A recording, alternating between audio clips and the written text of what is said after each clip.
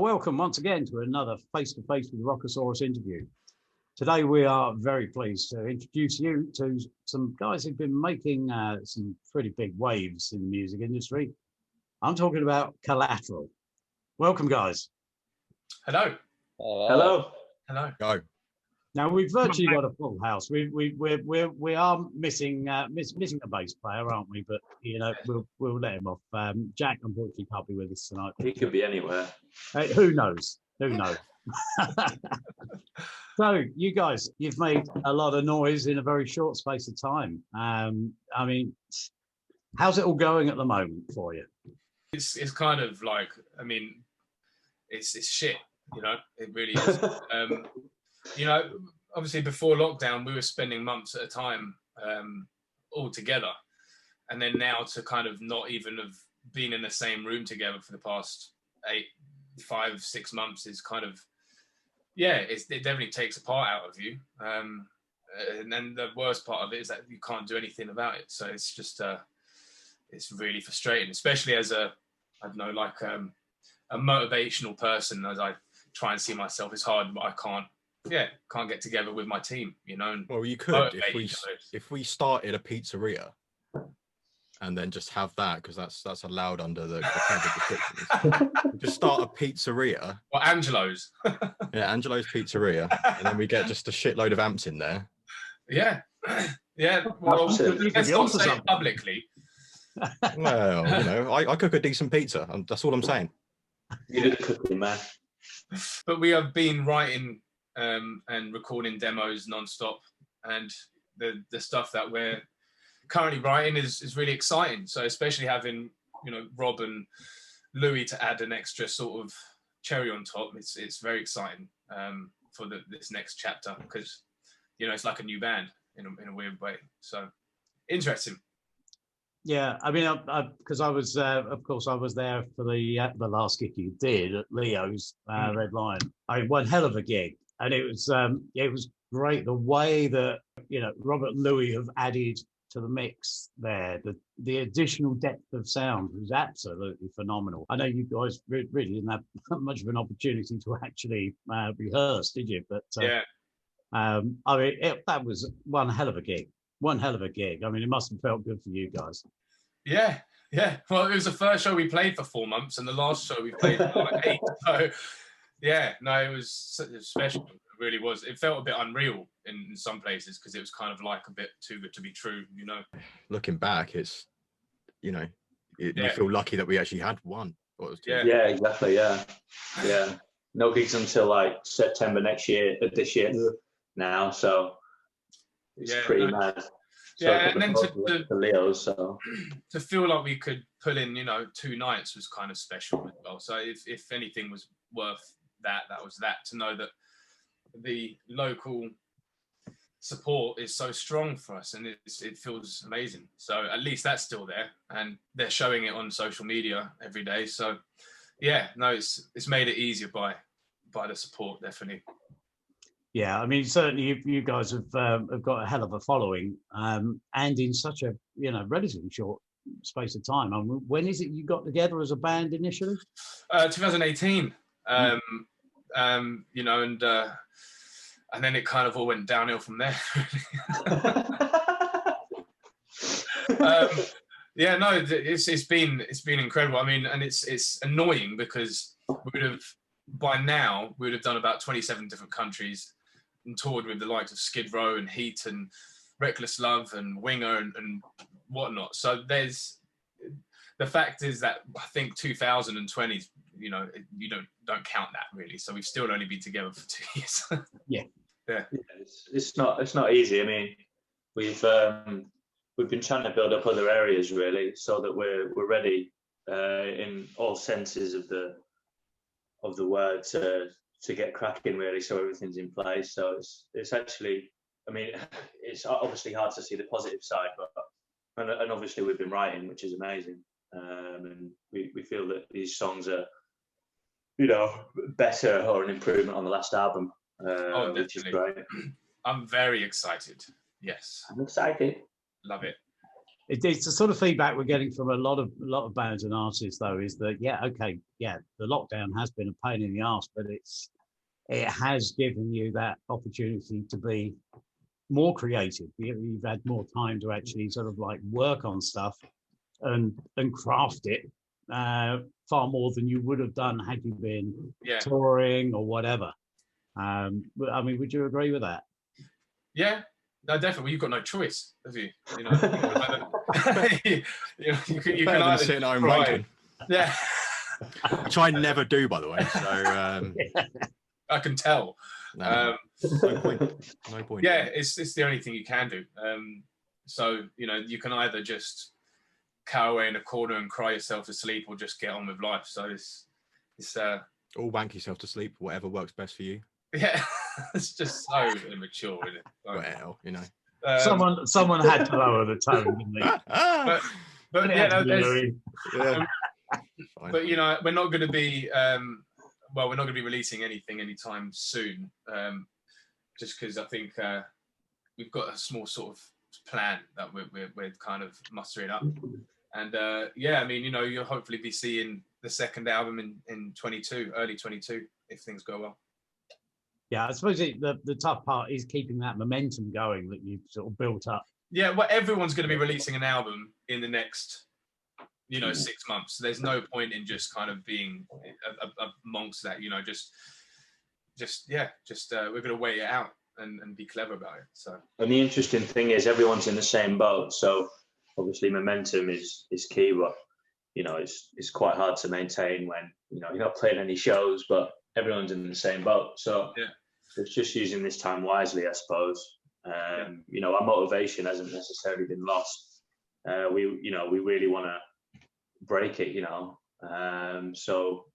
we'll keep on cracking at it in terms of what we can do, and then when we play shows, we'll come out all guns blazing. Are you doing a puzzle? It looks like you're doing a puzzle. It does, doesn't it? Oh, for God's sake, Todd.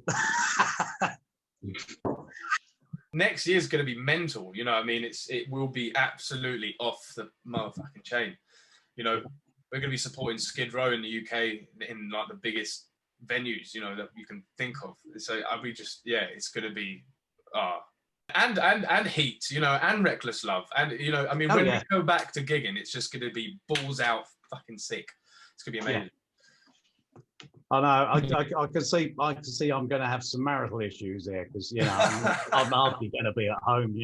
Well, I've said to the guy, especially Ben and Todd, that you've had 2 years to basically be with your families now, so that means that the next 2 years, fuck them. Exactly. Yeah. Now it's my time. Yeah. Got to take a break from it, haven't you? Yeah. Use this time wisely. What's that, Todd? I think it's disinfectant. Yeah. Oh, yeah, no, he's been listening to bloody Trump, hasn't he? Yeah. Lock it up, shut it down.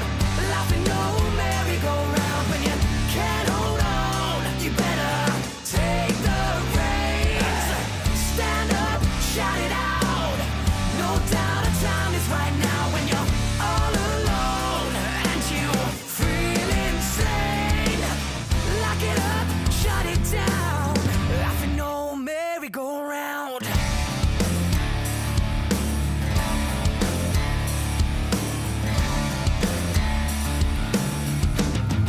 So next album, you reckon next year? What's the year? Is it 2021? Yeah, it's 2022. Yeah, no, it's you're looking at early 2022, but it's going to be one hell of a ride up until then. So there's going to be a lot of releases and everything. So and we've got a big surprise as well coming up in the next few months. And it's actually amazing. I'm quite. It's actually quite amazing. Yeah. Got a little teaser there, Angelo, you can give him? Yeah, well, man, give him something, come on. Yeah, well, we were give him something, mate. Well, we supported both these guys, weirdly enough. But yeah, we've got a little collaboration going on with the first album that we've got some you know, respectable names playing and featuring on each track of the debut album, and we're going to re-release it. So, Nice. and it's but yeah, we've got some pretty awesome names playing on it. So yeah, that's pretty cool. Pretty cool. That's all I'll say. Is that news? Is that world exclusive? Yeah. When would we like to see that? So going on the back end of February, so this month. So we're being quiet about it. It's going to be quite a surprise. But yeah, I mean, we're going to announce something at the end of February. Fantastic. Looking forward to that. I mean, that first album, yeah, to my mind, it was one of the releases of the year. I mean, it was absolutely superb. In your nearest HMV, it is still available. Yeah. Yeah. Yeah, if you can get in there.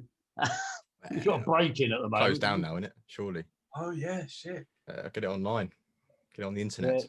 I think your plan to not actually release a new album until next year is a good one.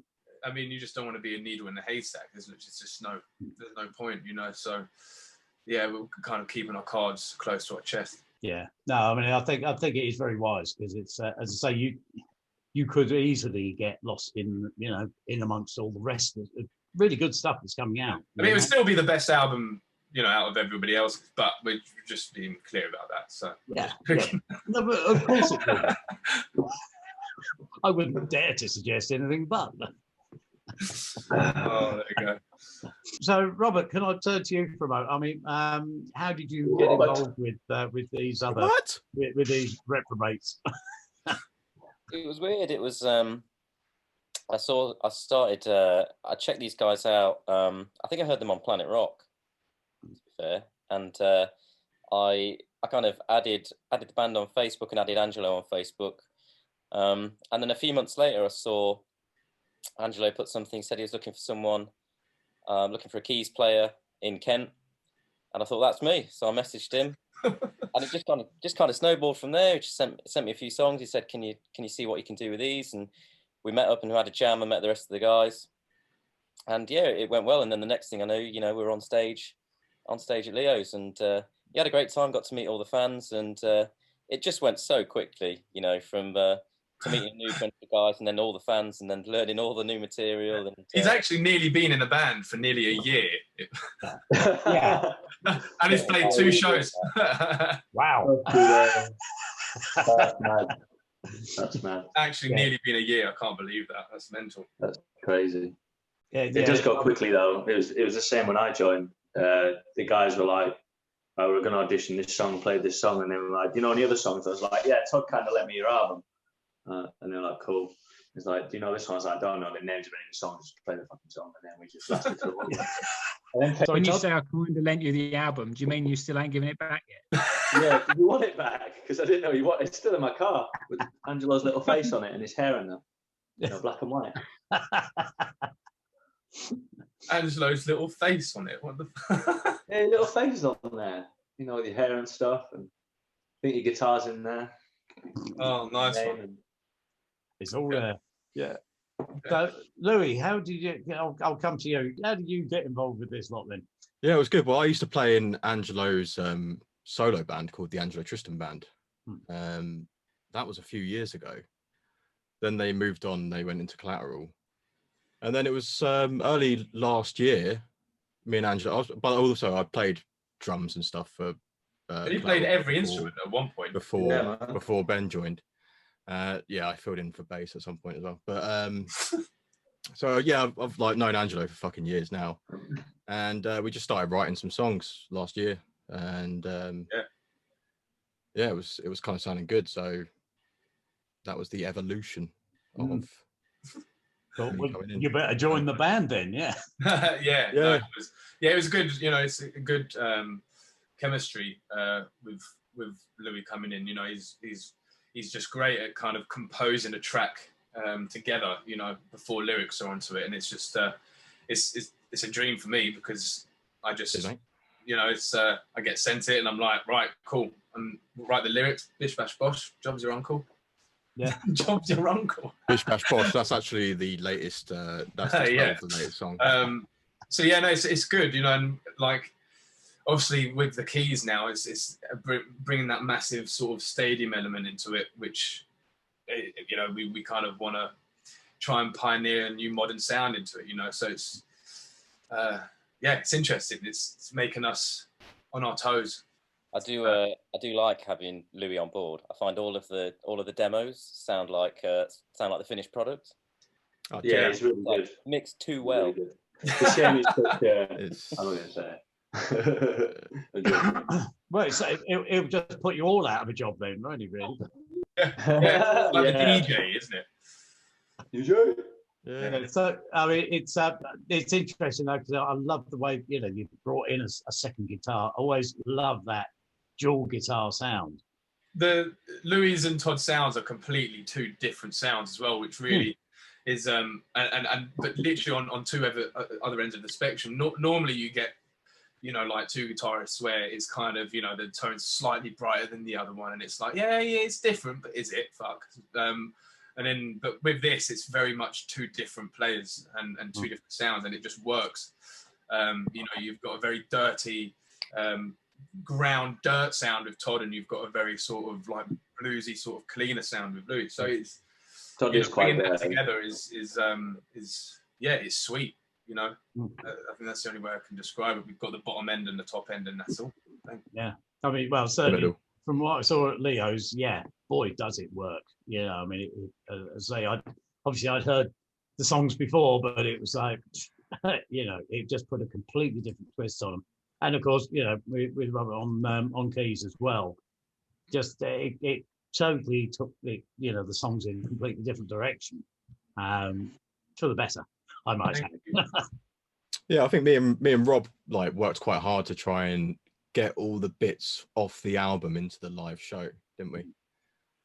Yeah, it's a lot of complex stuff, you know, that we need a second thing doing or whatever. So it was, to be able to now play it note for note in a way is really nice, and it feels good. You know, it feels professional. I feel like I've actually got a job now. We ain't living in a lullaby. When you fall hard because you try to fly, you cry inside 'cause there's no need to lie. I don't wanna hear your lullaby.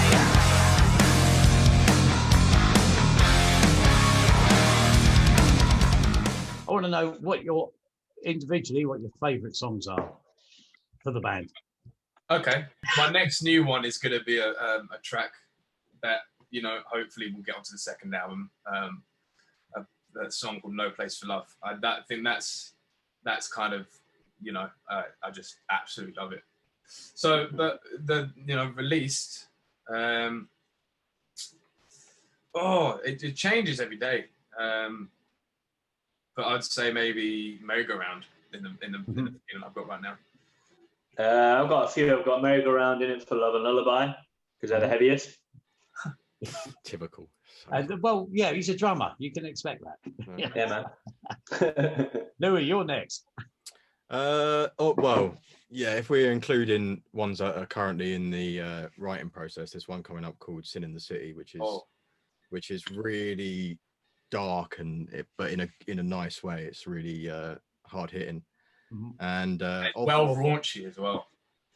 No, it's horrible, like in a good way though. So horrible, it's good. I'll tell you what, I'll give you one from the album and I'll give you one from the EP. From the album, I like "Won't Stop You Dreaming."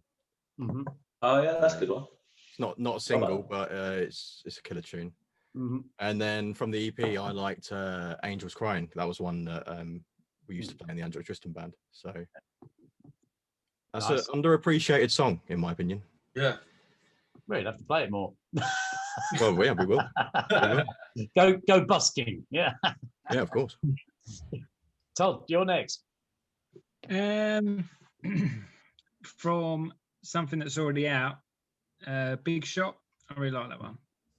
It's good. I like that song. And one that isn't released yet, Medium Avocado. I like that one. It's gonna be wicked. Yeah, creamier. That was coming out here. I must say. That's the thing. Was a medium avocado. Is that what you're looking at right now? It's a little bit creamier than a large one. Yeah.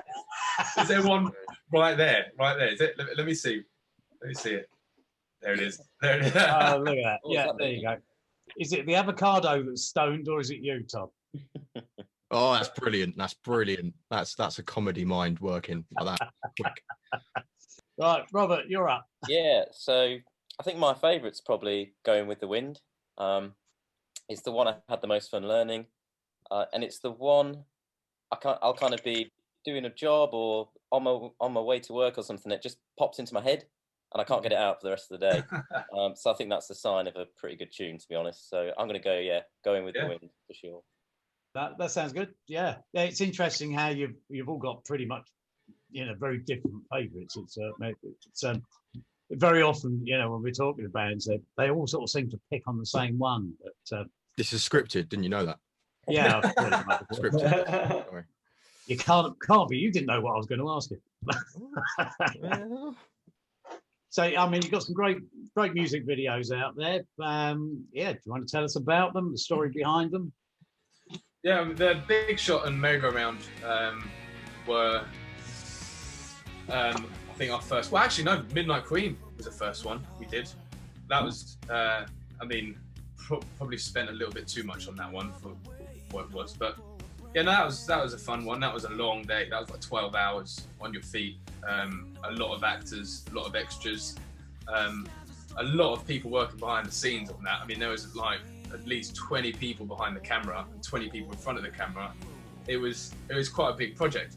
She's a one-way woman down a two-way street, just the type of girl I'd love to meet, with a slow motion walk and a flick of the hair, if you know what I mean. Big Shot and Merry-Go-Round was similar, just kind of live playing stuff, which I thought at the time, we just looked cool, and young especially, yeah. But Can't Hold Me Down, I think, is my favourite one. Especially with the context of the song and the situation that we had to deal with COVID, and London had just went on lockdown the day of recording, which meant a lot of London people couldn't come up and take part. So we had to kind of it was a really big challenge, but the payoff was just how awesome it looked, and that felt amazing, to work so hard on a video, and to be told we couldn't get a venue, with a big basketball court, and like we wanted that school sort of thing, and so many people said, no, you won't be able to do it. Everywhere's shut. You're not going to be able to do it. And it was nice to be able to do it, with the odds all against us. And and we had cheerleaders in it as well. Yeah, perfect.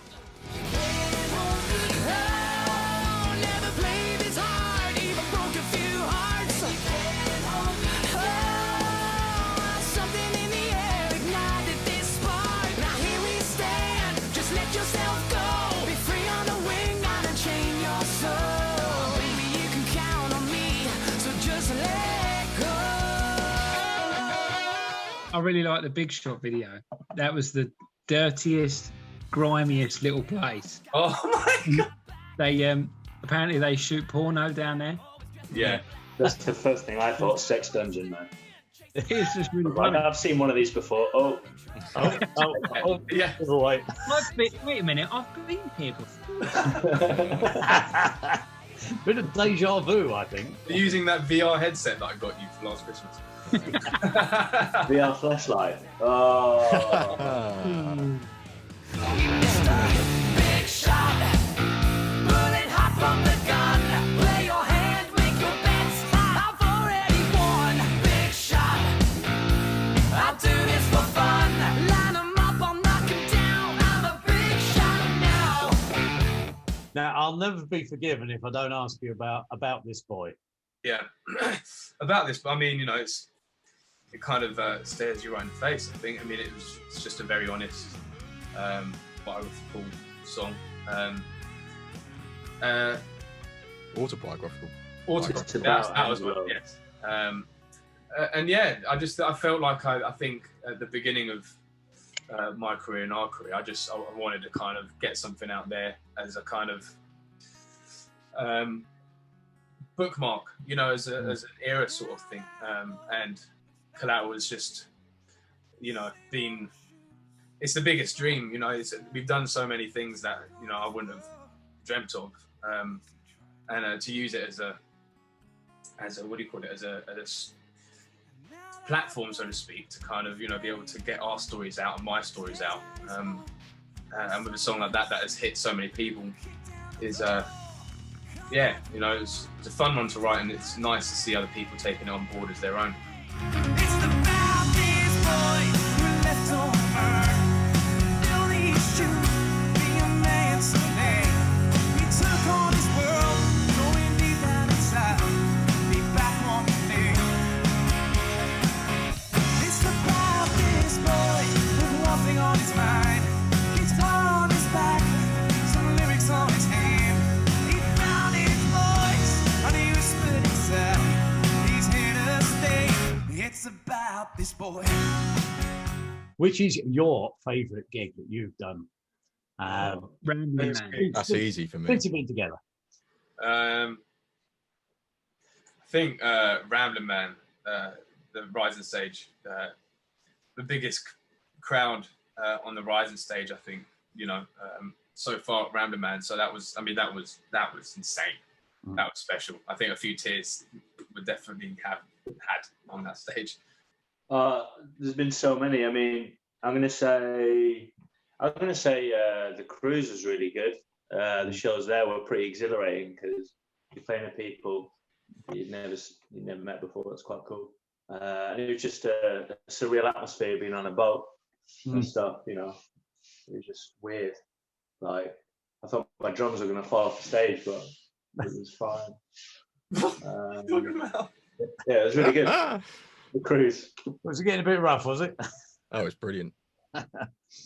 Yeah. It No, was a you've only done well 2 gigs. Well, I'll tell you what. I'll give you 3. I'll give you 3. One, before Ben joined, when I was playing drums, was the Midnight Queen opening. What was it? Collis. Yeah, Collis. Midnight Queen, Collis. like Collis. single release. And then because Jack's not here, I'll talk about it. Then when it's got booked at HOH Ibiza, that was a pretty mental show as well. And then yeah, live at Leo's was pretty good. Yeah.